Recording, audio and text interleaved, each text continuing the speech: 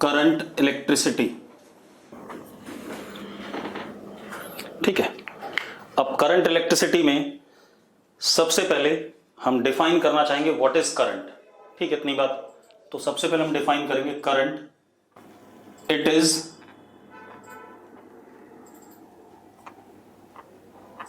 Rate of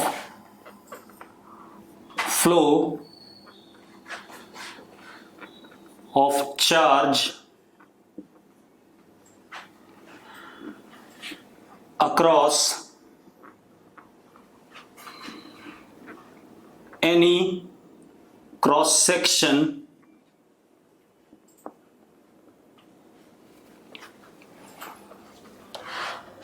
in space।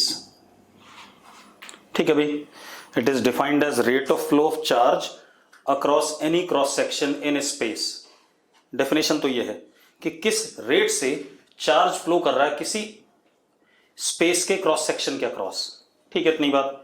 जैसे मैं आपसे कहूं ये मेरा पाम है, ठीक है, इसके अक्रॉस किस रेट से चार्ज क्या कर रहा है, पार कर रहा है। ठीक है, इतनी बात। तो अब अगर हम रेट ऑफ फ्लो की बात करें तो दो टाइप का रेट ऑफ फ्लो होता है, एक एवरेज और एक इंस्टेंटेनियस। तो एक तो हो गया delta Q upon delta T, that is average. ठीक है, इतनी बात क्लियर है।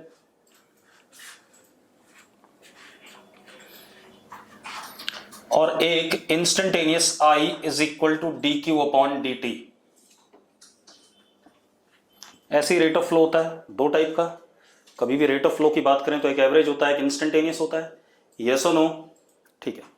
तो अब अगर मैं एवरेज की बात कर रहा हूं तो मैंने ये क्रॉस सेक्शन लिया सपोज स्पेस में, ऐसा प्लेन, इसके across net delta Q charge delta T time में पार होता है। ठीक है, इतनी बात। तो I average is delta Q upon delta T, simple ये हो गया। ठीक है, इतनी बात। अगर हम इधर आ जाएं, ये क्रॉस सेक्शन है और बहुत छोटे से टाइम में, dt टाइम में कितना चार्ज क्रॉस कर गया, dq। तो जो करंट होगा इस क्रॉस सेक्शन के cross, that is dq by dt। Yes और नो? ठीक है। अब मजेदार बात देखो, अगर हम ध्यान से देखें तो I is dq by dt, तो इसका यूनिट 1 कूलम पर 1 second is equal to 1 ampere. This is SI unit.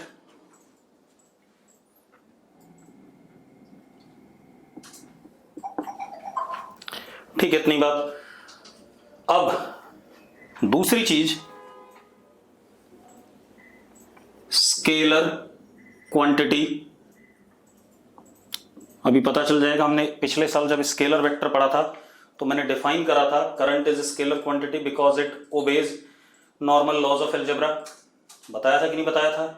अगर बताया था तो यस लिखो। ठीक है, स्केलर क्वांटिटी है, but it's conventional direction, conventional मतलब अज्यूम करी गई, बट इट्स कन्वेंशनल मतलब एक्चुअल में ऐसा कुछ नहीं, हमने अज्यूम करा है। It's conventional direction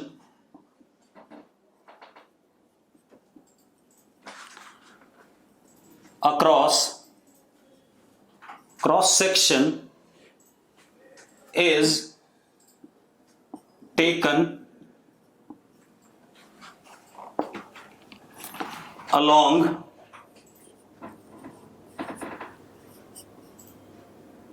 flow of positive charges। ठीक है, इतनी बात। और opposite to flow of negative charges. ठीक है, इतनी बात क्लियर है?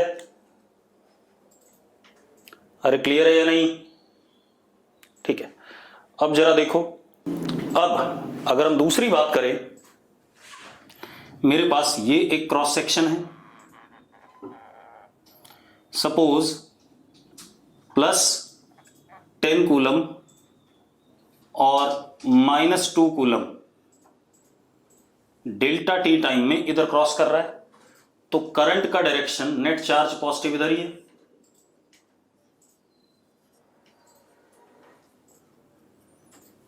+8 कूलम हो गया कि नहीं हो गया? अरे यस और नो? कितना पार कर रहा है नेट चार्ज? अरे +8 कर रहा है कि नहीं कर रहा है? पहले बताओ मुझे, इस क्रॉस सेक्शन को पार नेट कितना चार्ज कर रहा है? +8 कर रहा है। तो करंट का डायरेक्शन इसी डायरेक्शन में हो जाएगा, इस तरफ, and that would be +8 upon delta T. Yes और नो? ठीक है, अब अगर हम यहां पर देखें, ये क्रॉस सेक्शन है +10 कूलम और इधर से -2 coulomb, in what time? Delta T. Yes और नो? ठीक है, अब एक बात बताओ, नेट कितना चार्ज इधर जा रहा है? पॉजिटिव वाला +12 जा रहा है। आदित्य सही कह रहा है, +12, क्योंकि बेटा 10 तो इधर से गया और -2 इधर निकल आया, तो यहां पर कितना अपीयर कर रहा है? 12 अपीयर कर रहा है कि नहीं कर रहा है? यस और नो? या हम अलग अलग ले लें, इसकी वजह से करंट इधर की तरफ I1 which is 10 upon delta T, positive charge के डायरेक्शन में, और इसकी वजह से इधर नेगेटिव चार्ज है, तो direction of current is that way, तो करंट इधर हो जाएगा क्योंकि नेगेटिव के अपोजिट होता है, 2 अपॉन डेल्टा टी, या +12 कूलम। तो I total is I1 + I2, क्योंकि सेम डायरेक्शन है। कितना आ गया जरा बताना? 12 अपॉन डेल्टा टी। यस और नो? अदिति कह रही हम पॉजिटिव ही क्यों लेते हैं? मैंने ये कब कहा बेटा पॉजिटिव लेते हैं? मैंने कहा नेट चार्ज देखना है और पॉजिटिव चार्ज की डायरेक्शन में करंट की डायरेक्शन होती है, ये कन्वेंशनली हमने माना है। ठीक है, अब आप देखो, if Q versus T graph across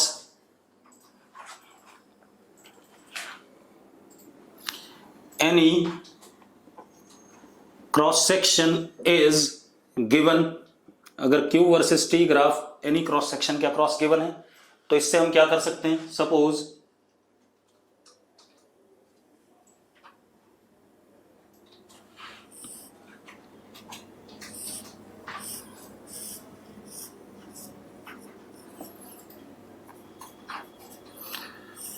this is graph, ऐसा कुछ दे दिया, तो हम इससे एवरेज करंट और इंस्टेंटेनियस करंट दोनों निकाल सकते हैं। Average current for the time interval निकालेंगे और इंस्टेंटेनियस किसी पर्टिकुलर टाइम के लिए निकालेंगे।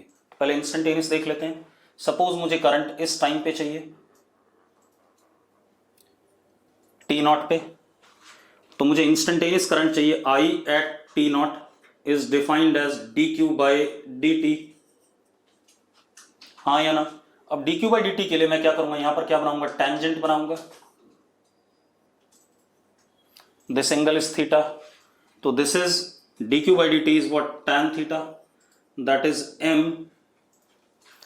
तो slope of tangent to Q versus T curve at given instant gives I, that is instantaneous current. yes or no? अगर yes है तो जल्दी से yes लिखो। दूसरी चीज देखो बेटा,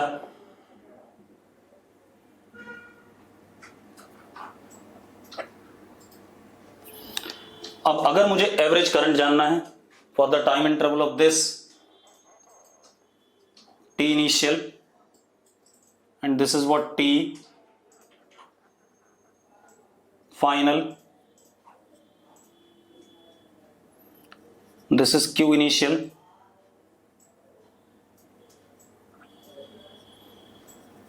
this is Q final. अब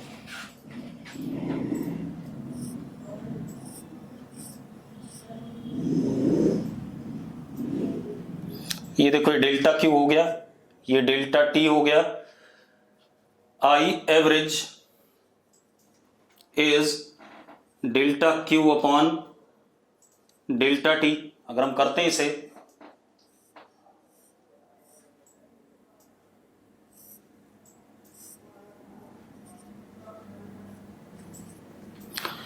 तो that is again what tan theta, that is m, slope of cord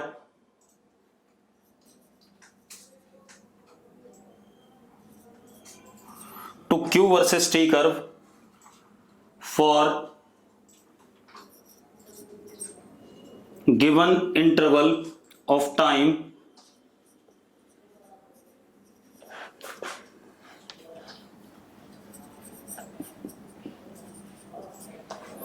gives I average. yes or no? अब एक और चीज, अगर मुझे I versus T curve across any cross section given है, तो मैं क्या कर सकता हूं?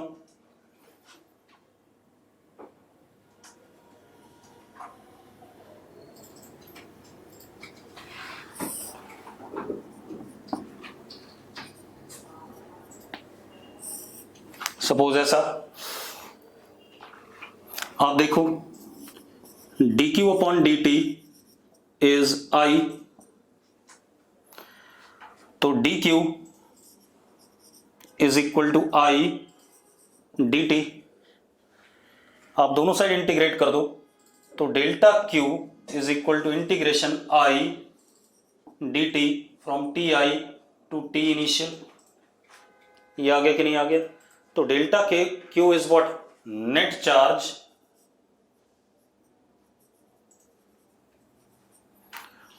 अक्रॉस क्रॉस सेक्शन, और अगर मैंने टी आई लिया और ये टी एफ लिया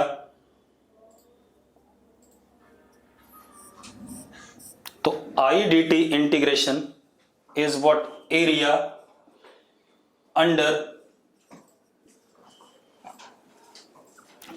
under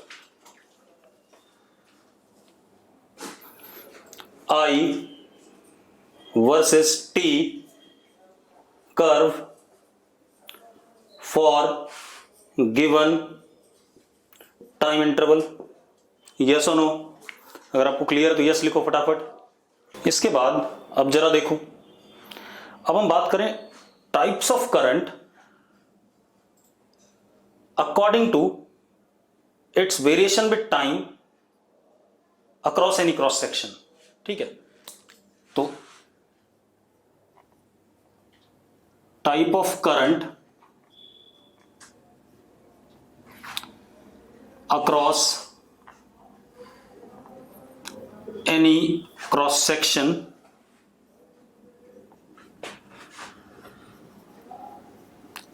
according to its variation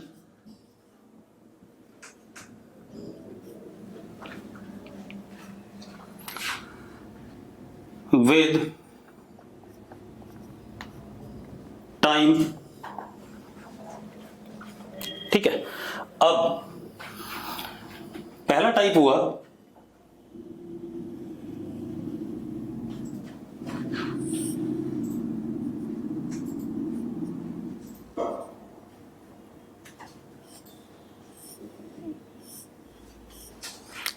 इस केस में देखो I का शबदप्रीत कह रहा वीडियो नहीं क्लियर है।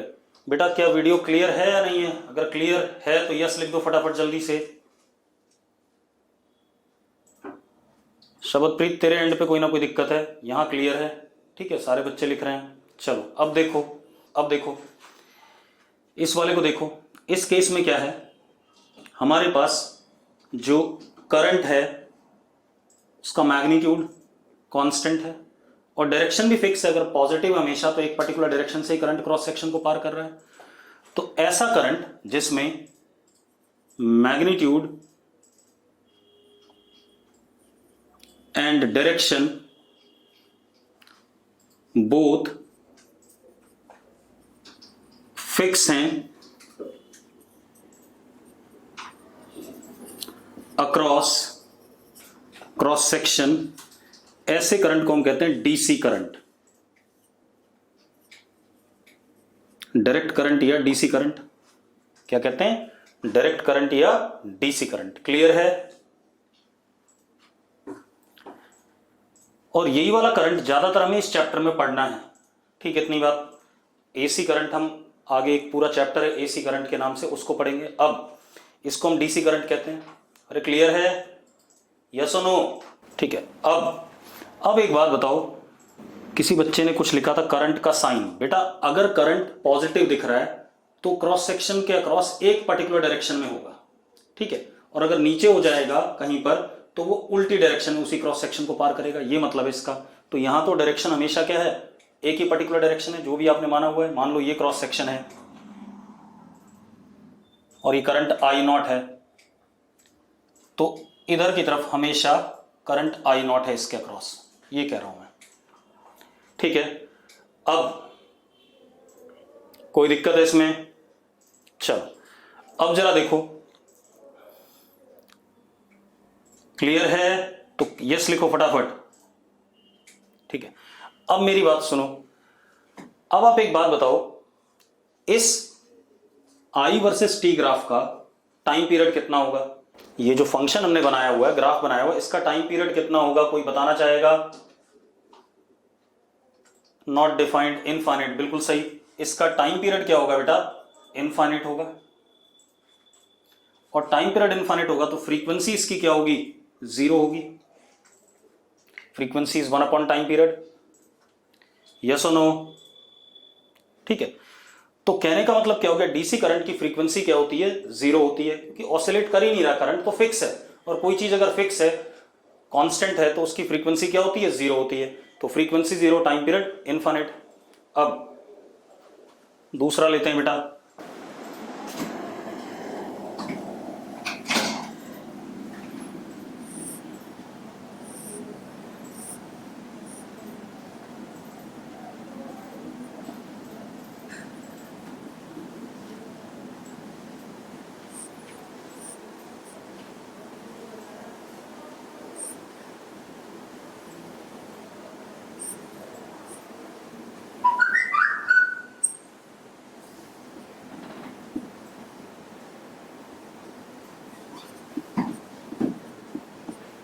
ऐसा कुछ।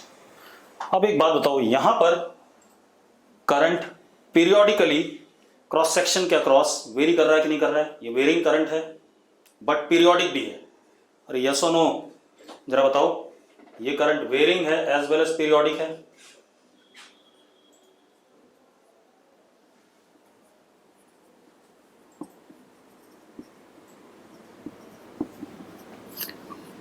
Time period T, frequency 1 upon T, मतलब कांस्टेंट। हाँ या ना? अरे यस और नो? ठीक है। अब एक और देखो,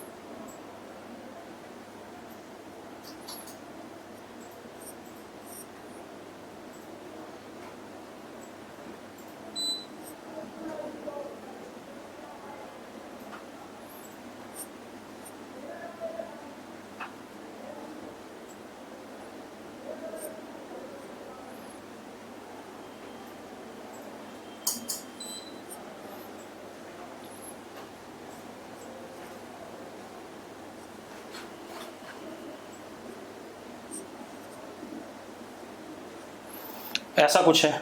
अब इसमें देखो क्या है, इस क्रॉस सेक्शन के क्रॉस आई इस डायरेक्शन में है for the time 0 to t/2। फिर इसी क्रॉस सेक्शन के क्रॉस करंट इधर हो गया for the time t/2 t। Yes और नो? जरा देखो ऐसा हो रहा है कि नहीं हो रहा है? अरे यस और नो? दिख रहा है ऐसा, डायरेक्शन पलट रहा है, लेकिन पीरियोडिकली पलट रहा है और आइडेंटिकली पलट रहा है। जैसा फर्स्ट हाफ में था करंट, वैसे ही सेकेंड हाफ में वेरी कर रहा है। ठीक है, एक और बना देता हूं मैं इसी का example.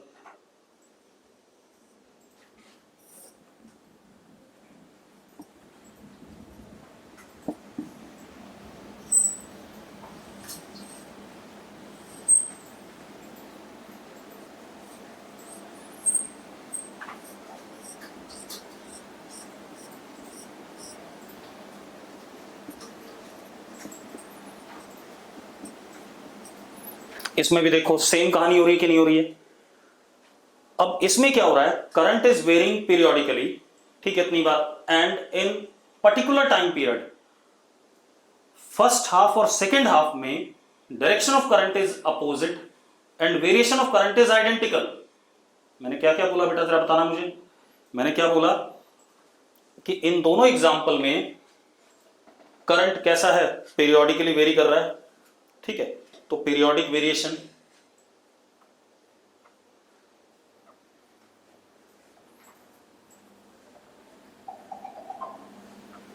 Time period t and which is constant. ठीक है, frequency f is 1/t which is also constant. हाँ या ना? अब क्या कहानी, periodic variation, time period constant, frequency constant, ठीक है, इतनी बात। अब क्या दिख रहा है, direction of current is opposite in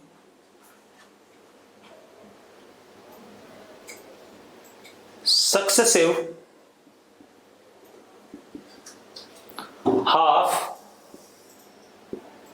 time periods। ऐसे ही बोला है, हर सक्सेसिव हाफ टाइम पीरियड के बाद डायरेक्शन ऑफ करंट बदल रही है। दूसरी चीज क्या बेटा, एक तो ये हो गया, दूसरा क्या आ रहा है, variation of current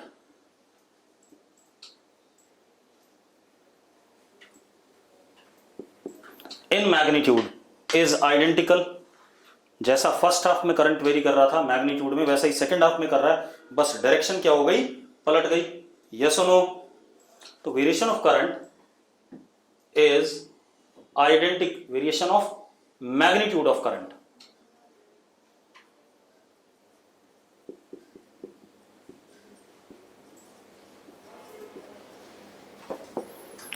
is identical in every half time period।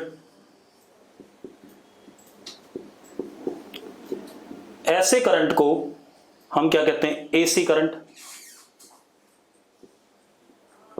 क्या कहते हैं, एसी करंट कहते हैं। क्लियर है? अब अगली कहानी क्या हमारे पास, हालांकि ये सब कोई नहीं पूछेगा, सिर्फ मैं आपको बता रहा हूं, आपको इस चैप्टर में डीसी करंट पढ़ना है।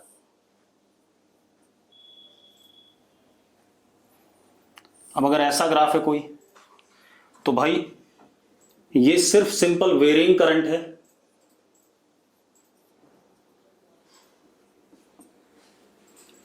टाइम पीरियड इसका फिक्स नहीं है, तो वेरिंग,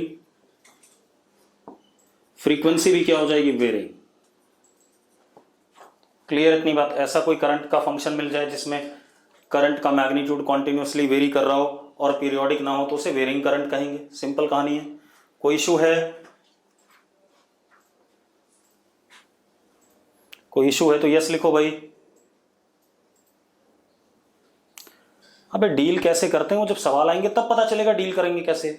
मैं तो टाइप ऑफ करंट बता रहा हूं। अब अब क्या कहानी बेटा, दीप कह रहा है डायरेक्शन ऑफ करंट। बेटा डायरेक्शन ऑफ करंट तब पलटेगी जब मैं टाइम एक्सेस के नीचे आऊंगा, ठीक है। वो हो सकता है इसमें भी आ जाए, हो सकता है किसी में ना आए, ठीक है, दैट डिपेंड्स। ठीक, अब अगली चीज क्या कर रहे हैं हम, अब हम करंट का वेरिएशन पढ़ रहे हैं, मतलब टाइप ऑफ करंट पढ़ रहे हैं। मैंने क्या कहा, करंट क्या होता है, current is rate of flow of charge across any cross section. ठीक है, इतनी बात हमने करंट की डेफिनेशन क्या दी, rate of flow of charge across any cross section. अब एक बात बताओ, अपने आप तो चार्ज फ्लो नहीं करेगा क्रॉस सेक्शन के अक्रॉस, या अपने आप फ्लो कर जाएगा? कोई ना कोई मैकेनिज्म होगा जिसकी वजह से करंट या चार्ज, सॉरी एक बात बताओ, मैंने कहा rate of flow of charge across any cross section, क्या अपने आप चार्ज क्रॉस सेक्शन के अक्रॉस फ्लो करना शुरू कर जाएगा? ऐसा नहीं है। तो अनलेस एंड अनटिल कोई मैकेनिज्म हो जो उस चार्ज को एक साइड से दूसरी साइड में धक्का दे रहा हो, ठीक है, इतनी बात, तभी चार्ज फ्लो करेगा। ठीक है, तो करंट इंट्रोड्यूस होने के हमारे पास, हाँ, मोशन इनिशिएट करने के लिए कोई ना कोई तरीका होना चाहिए, कोई ना कोई मैकेनिज्म होगा। ठीक है, इतनी बात। अब वो मैकेनिज्म कहां से आएगा? ठीक है, तो अब हम टाइप ऑफ करंट की बात कर रहे हैं according to mechanism from which current is produced. ठीक है, इतनी बात। तो टाइप ऑफ करंट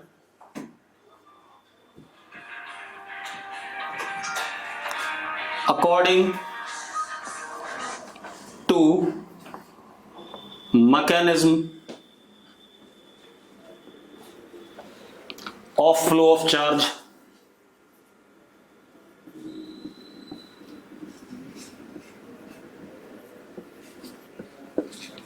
ठीक है, जितने भी मैकेनिज्म मैं पढ़ाऊंगा उनमें से कुछ मैकेनिज्म हमें 12th क्लास में पढ़ने हैं।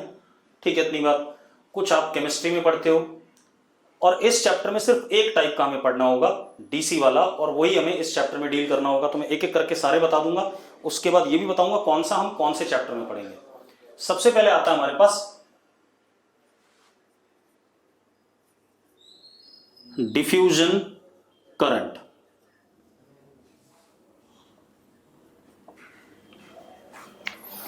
डिफ्यूजन करंट, ठीक है, इतनी बात। ये वाला मैकेनिज्म हम पढ़ते हैं सेमीकंडक्टर चैप्टर में। कहां पर पढ़ते हैं? सेमीकंडक्टर में।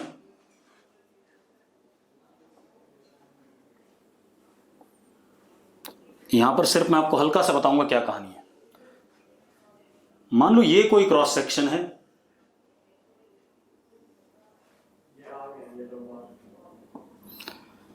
इस साइड खूब सारा पॉजिटिव चार्ज है और इस साइड न्यूट्रल है। ठीक है, इतनी बात। तो पॉजिटिव चार्ज रिपेल करने की वजह से इस साइड अपने आप भागना चाहेगा कि नहीं भागना चाहेगा? यस और no? That is flow of charge across cross section due to concentration difference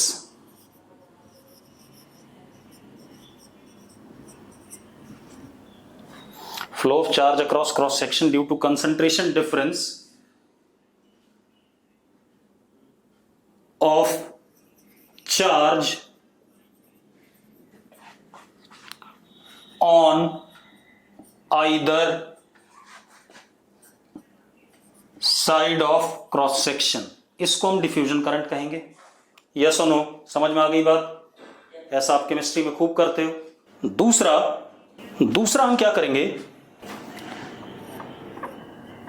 current in liquids.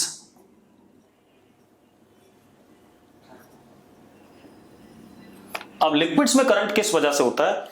Liquid में अगर हमारे पास कोई क्या कहते हैं इलेक्ट्रोलाइट है, ठीक है, इतनी बात, उसमें 2 इलेक्ट्रोड्स हैं, ठीक है, तो लिक्विड में पॉजिटिव एंड नेगेटिव आयन, अगर सॉल्ट सॉल्यूशन है, कोई कैसा सॉल्यूशन है, सॉल्ट सॉल्यूशन है, तो that would be in form of positive ions and negative ions.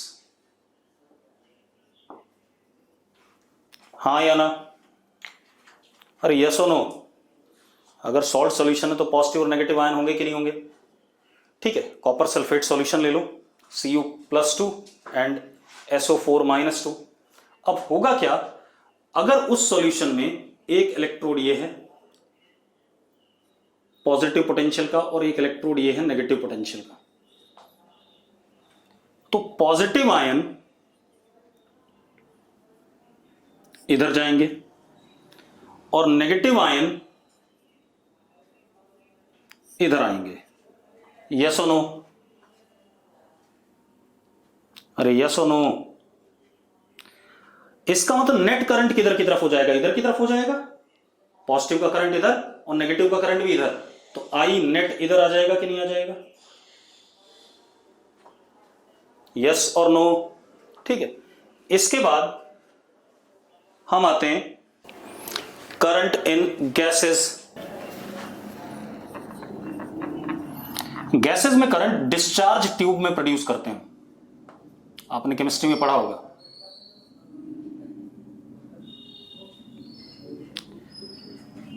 Low pressure,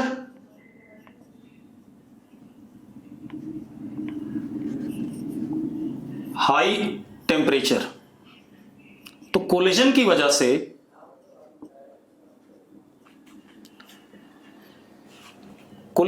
से गैसियस एटम्स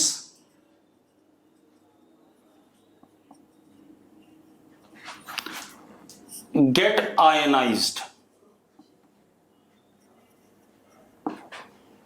और ये आयनाइज्ड होते हैं तो फ्री इलेक्ट्रॉन्स भी मिलते हैं हमें। ऐसा होगा कि नहीं होगा? मौलिक कह रहा है आई नेट बता दो एक बार लिक्विड में। भाई पॉजिटिव चार्ज इधर गया, मेरा हाथ देखना, तो उसका I1 इधर हो गया, नेगेटिव चार्ज इधर गया तो उसका I2 भी इधर हो गया, क्योंकि अपोजिट होता है, तो I1 plus I2 net current हो जाएगा, दोनों ऐड हो गया, सेम डायरेक्शन है। मौलिक क्लियर है? अब इफ पोटेंशियल डिफरेंस होता ही है, पोटेंशियल डिफरेंस होता है डिस्चार्ज ट्यूब के across, if potential difference is present across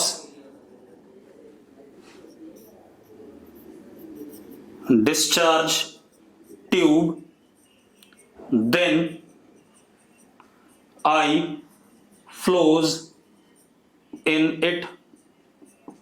हाँ या ना? अब लास्ट में हमारे पास आता है जो हमें इस चैप्टर में पढ़ना है, अभी तक हमने बात नहीं करी। अब इन सबको तो हमें नहीं पढ़ना है, देखो गैस वाला लिक्विड वाला ये केमिस्ट्री का काम है, फिजिक्स में हम डिफ्यूजन पढ़ेंगे, वो सेमीकंडक्टर में पढ़ेंगे, यहां नहीं पढ़ेंगे। अब जो हम लास्ट में पढ़ने वाले हैं, ठीक है, वही हमारा सबसे इंपॉर्टेंट है जो हम पढ़ेंगे इस चैप्टर में। ड्रिफ्ट और कन्वेंशनल करंट या करंट इन कंडक्टर्स। ड्रिफ्ट और कन्वेंशनल करंट और करंट इन कंडक्टर्स, ठीक है, इतनी बात ये हमें पढ़ना है। ठीक है, अब कंडक्टर में बहुत सारे फ्री इलेक्ट्रॉन होते हैं, मेरी बात ध्यान सुनना, कंडक्टर में खूब सारा फ्री इलेक्ट्रॉन होता है, और जो पॉजिटिव आयन होता है वो अपने क्रिस्टल लैटिस में फिक्स होता है, ये बात पता है सबको? ठीक है, अगर मैं कंडक्टर के अक्रॉस पोटेंशियल डिफरेंस लगा दूं, कंडक्टर के अक्रॉस क्या लगा दूं? पोटेंशियल डिफरेंस, तो कंडक्टर में इलेक्ट्रिक फील्ड डेवलप होगा कि नहीं होगा? ठीक है, उस इलेक्ट्रिक फील्ड के अपोजिट डायरेक्शन में इलेक्ट्रॉन के ड्रिफ्ट होने की प्रोबेबिलिटी बनती है कि नहीं बनती है? उस इलेक्ट्रिक फील्ड के अपोजिट डायरेक्शन में इलेक्ट्रॉन के ड्रिफ्ट होने की प्रोबेबिलिटी बनती है। पॉजिटिव आयंस तो चलेंगे नहीं क्योंकि वो अपने क्रिस्टल लैटिस में फिक्स हैं।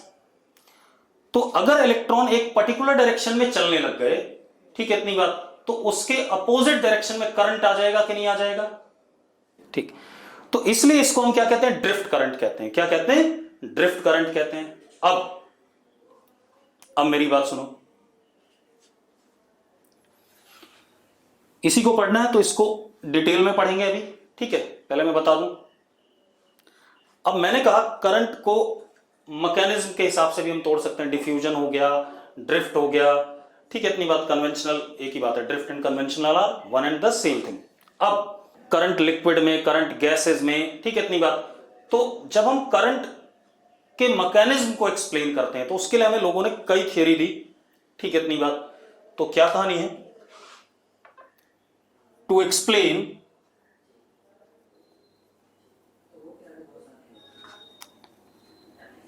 mechanism of flow of current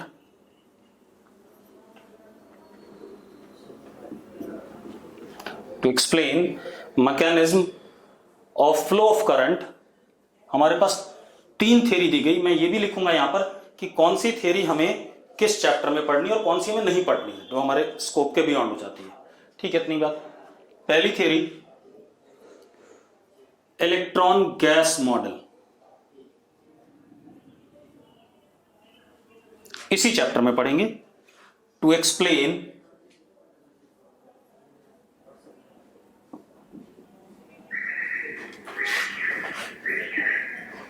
current in conductors, to explain current in conductors, ठीक है, इतनी बात। ये इस चैप्टर में हम इसी पे कंसंट्रेट करेंगे, ठीक है। और इससे यही एक्सप्लेन भी होता है बेटा, ठीक है। इलेक्ट्रॉन गैस मॉडल से हम ज्यादातर इसको या गैसेस वाले को हम एक्सप्लेन कर पाएंगे, ठीक है, या लिक्विड वाले को, ठीक है। दूसरा, बैंड थ्योरी, इससे कंडक्टर्स का करंट भी एक्सप्लेन हो जाता है, डिफ्यूजन करंट भी एक्सप्लेन हो जाता है, ठीक है, इतनी बात। कई सारी चीजों में एक्सप्लेनेशन आ जाता है।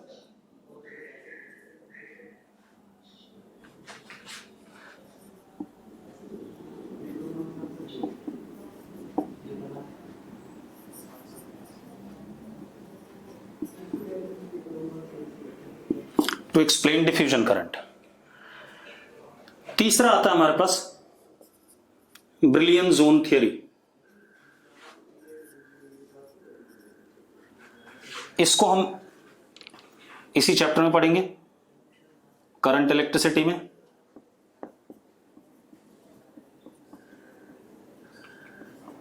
इसको हम सेमीकंडक्टर में पढ़ेंगे,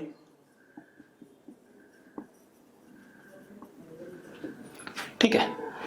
अगला हमारे पास आता है ब्रिलियन जोन थ्योरी। ये सब कुछ एक्सप्लेन कर देता है भाई, कहीं पर भी कंडक्टर में करंट एक्सप्लेन करना हो, डिफ्यूजन वाला एक्सप्लेन करना हो, कोई भी एक्सप्लेन करना हो बेटा, सारे करंट को ही एक्सप्लेन करता है, ठीक है, इतनी बात। तो अब लेकिन इसको हम 11th-12th के क्लास के सिलेबस में नहीं पढ़ते हैं, क्लियर है, कोई इशू नहीं इसमें, ठीक है, क्योंकि हमारे सिलेबस के बियॉन्ड चला जाता है, ठीक। अब हम आगे बात करते हैं। अब क्योंकि हमें पढ़ना क्या है, इलेक्ट्रॉन गैस मॉडल, ठीक है, इतनी बात। टू एक्सप्लेन ड्रिफ्ट करंट और कन्वेंशनल करंट या करंट इन कंडक्टर्स। अरे मेरी बात क्लियर हो तो एक बार यस लिख दो भाई, बहुत देर से किसी ने कुछ लिखा ही नहीं है, सब सो गए हैं। अब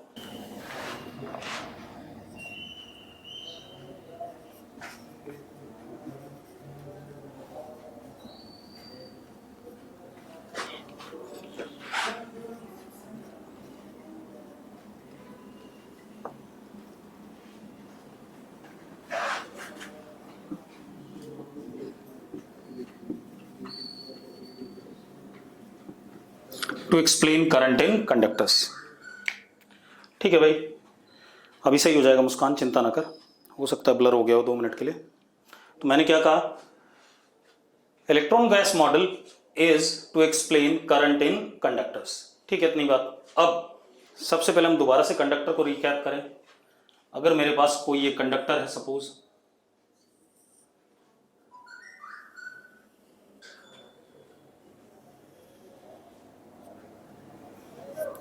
ठीक है, ये कोई कंडक्टर है,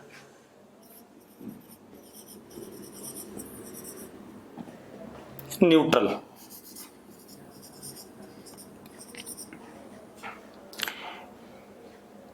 रूम टेम्परेचर पे इसके हर एटम ने अपने वैलेंस शेल इलेक्ट्रॉन को लूज कर दिया होगा कि नहीं लूज कर दिया होगा, बताओ मुझे, यस और नो, जल्दी बताओ भाई। At room temperature valence shell electron of conducting atom is free. ठीक है, तो जरा देखो, मैंने कुछ पॉजिटिव आयन बना दिए, पॉजिटिव आयन को गोले में दिखा रहा हूं।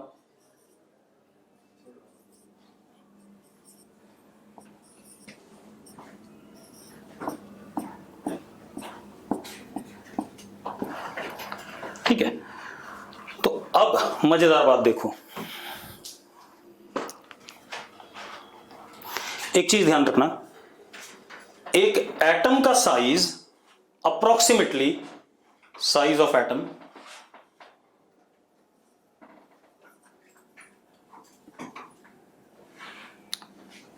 Volume of atom is approximately 10 की पावर -30 मीटर क्यूब। हाँ या ना? अरे यस और नो, जल्दी बताओ। अरे यार, एंगस्ट्रॉम ऑर्डर का रेडियस होता है एटम का अप्रोक्सीमेटली, तो ये आ गया। एक एटम का साइज नियरली ये होता है, मतलब हर एटम का एग्जैक्टली यही नहीं आएगा, मतलब एग्जैक्ट वैल्यू हर एटम की, तो ठीक है। चलो अब क्या कहानी है, इन 1 cc ऑफ वॉल्यूम, अगर मैं कंडक्टर के अंदर 1 cc वॉल्यूम लेता हूं, 1 centimetre cube, number of atoms approximately 10 की पावर 23 होंगे। अरे यार, 1 cc अपॉन 10 की पावर -30। ठीक है, अब मजेदार बात देखो, since at room temperature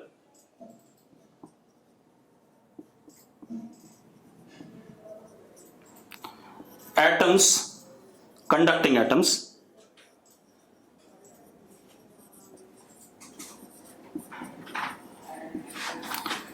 lose their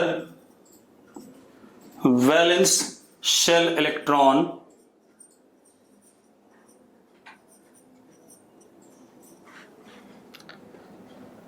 हर्षित विरमानी कह रहा है 10 की पावर माइनस और 10 की पावर 24 होगा। भाई ऐसा नहीं है, जरूरी नहीं कि 10 की पावर 24 हो सकता है और हो नहीं भी सकता। ठीक है, मैंने अप्रोक्सीमेट कहे हैं दोनों, ठीक है, परेशान ना हो। तो मैंने क्या कहा, since at room temperature conducting atoms lose their valence shell electrons, ठीक है, इतनी बात। Therefore we can say order of free electrons in 1 cc is 10 की पावर 23। हाँ या ना? बेटा बताओ जरा, अगर एक एटम एक इलेक्ट्रॉन लूज करता है तो जितने नंबर ऑफ एटम्स थे उतने ही इलेक्ट्रॉनों के 2 लूज करता है तो ट्वाइस हो जाएगा उसका। ठीक है, अब हमारे पास क्या है, यहां से हम कंक्लूड करते हैं, large number of free electrons in conductor randomly moving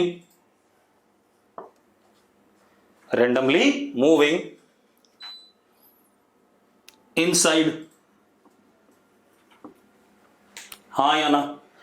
and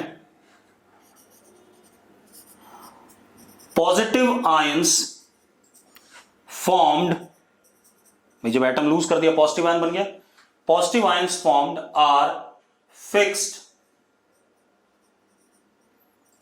in their crystal lattice। ठीक है भाई, क्लियर है?